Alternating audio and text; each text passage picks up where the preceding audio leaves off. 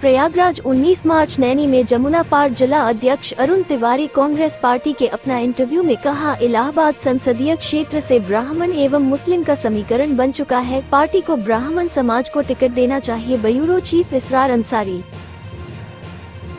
प्रयागराज की पावन धरती पे नैनी में इस वक्त खड़े हैं। जमुना पार के जिला अध्यक्ष जी मौजूद हैं, क्योंकि लोकसभा चुनाव है। इनसे जानना चाहते हैं कि इलाहाबाद संसदीय क्षेत्र का टिकट किसको मिलेगा।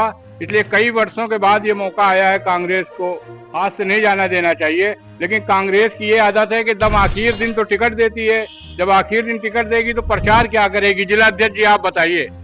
देखिए, ऐसा है ना कि ये सही है कि बहुत दिन से इस पार्लियामेंट्री कॉन्स्टिट्यूएंसी जो इलाहाबाद पार्लियामेंट्री कॉन्स्टिट्यूएंसी है, हम 84 के बाद जीते नहीं हैं। लेकिन 84 के बाद भी क्या कहते हैं, विचारधारा के आधार पर और अपने नेता की छवि लेकर के हम लोग लगातार संघर्ष में हैं और संघर्ष कर रहे हैं। इतनी समय की जो परिस्थिति है, पूरे मुल्क में जो स्थिति है, जिस तरीके से संवैधानिक संस्थाओं को कमज़ोर किया जा रहा है और जिस तरीके से ये मोदी सरकार अभी इलेक्टोरल बॉन्ड का जिस तरीके से खुलासा हुआ है, पूरे देश को बेच करके जिस तरीके से मोदी सरकार ने इस देश के लोगों को, हमारे यहाँ देहात में कहते हैं, चूना लगाया है, वो इससे पूरे देश की जनता और खास करके इलाहाबाद संसदीय क्षेत्र की जनता, जिसने समय समय पर पूरे मुल्क को एक नेतृत्व दिया है। पंडित जवाहरलाल नेहरू, लाल बहादुर शास्त्री जी की कर्मभूमि यही रही है, विश्वनाथ प्रताप सिंह, और बहुत सारे उसके बाद भी ये भारतीय राष्ट्रीय कांग्रेस का आज़ादी के दिनों में मुख्यालय रहा है। यहाँ से आज़ादी के आंदोलन की लड़ाई लड़ी गई है। ये बहुत दिन के बाद, एक अरसे के बाद, जब पूरे मुल्क के लोगों को ये लगा कि नहीं, जमहूरियत को, लोकतंत्र को मजबूत करने के लिए और उसको कायम रखने के लिए कांग्रेस के साथ चलना चाहिए।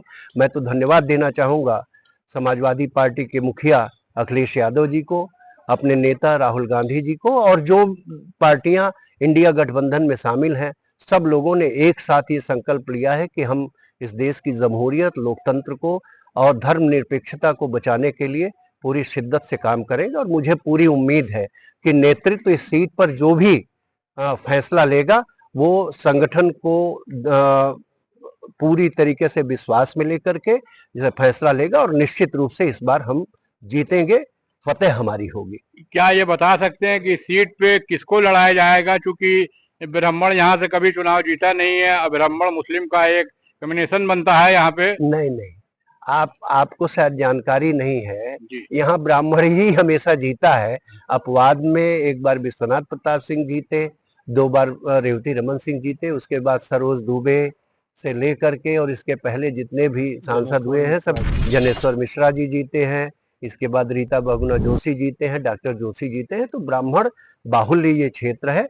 मैं इतना जरूर कह सकता हूं कि किसी का नाम नहीं ले सकता मैं, इसलिए कि आज की तारीख में हमारे पास 22 एप्लीकेंट हैं इस सीट पर, और लगातार एक दो एप्लीकेंट रोज बढ़ रहे हैं। मैं ये पूरे भरोसे के साथ कह सकता हूं कि ये ब्राह्मण बाहुल्य क्षेत्र है, और संगठन की भी मांग है कि ब्राह्मण को ही टिकट दिया जाए। उसमें कोई भी नाम हो सकता है। एक बात पूरी जिम्मेदारी से और कहना चाहता हूं कि जो भी यहाँ से कांग्रेस का प्रत्याशी होगा, स्थानीय प्रत्याशी होगा, जिसकी आम छवि बहुत ही बेहतर होगी जनता के बीच में। और एक बात आपने और कही, ये लगभग 35 वर्ष के बाद होने जा रहा है। मैं जो लोगों के दिलों पर लिखी हुई इबारत को पढ़ पा रहा हूँ, उससे साफ जाहिर है कि मुसलमान और ब्राह्मण बहुत एक लंबे अरसे के बाद एक साथ चलने के लिए, इस सियासी जंग में एक साथ चलने के लिए तैयार है। और मुझे पूरी उम्मीद है कि हम बेहतर प्रदर्शन करेंगे और इस सीट में पूरी तरीके से कामयाब होंगे। बहुत बहुत धन्यवाद। आपने देखा, ये गंगा पार के जिला अध्यक्ष हैं, जमुना पार के जिला अध्यक्ष है तिवारी जी हैं। इन्होंने पूरी जानकारी दी, लेकिन अभी ये नहीं बताया कि टिकट किसको मिलेगा। लेकिन ये मान के चलने कोई ब्राह्मण प्रत्याशी ही यहाँ पर आएगा। मैं ब्यूरो चीफ इसरार अंसारी, प्रयागराज।